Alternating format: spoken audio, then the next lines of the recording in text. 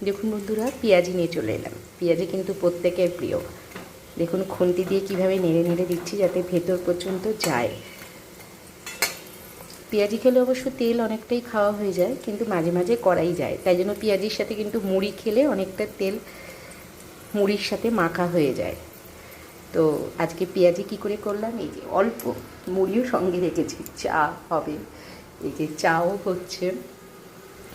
তো প্রথমে পেঁয়াজ সুন্দর করে কেটে নিলাম, লঙ্কাও একটু কম দিয়েছি তাই কাছে আছে।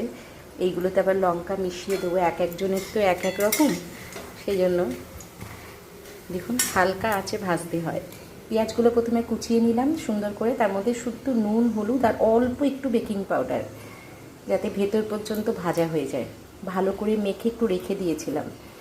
আর বেসনটা কিন্তু পেঁয়াজের ওপর একটু একটু করে জলের ছিটে দিয়ে দিয়ে মাখতে হয় টাইট করে করে। মানে বেসন জলের মতো গুলে পেঁয়াজ দিলে হয়, আমি করি না। আমি পেঁয়াজের ওপর বেসনটা ছড়িয়ে ছড়িয়ে দিয়ে তারপরে সেটাকে মাখার চেষ্টা করি। এবার হাতের আন্দাজে বোঝা হয়ে যায় যে এটা মাখা হয়ে গেছে। ব্যাস, তারপরে পেঁয়াজি শুরু হয়ে গেল করা। দারুণ খেতে হয়, ভীষণ সুন্দর টেস্টি।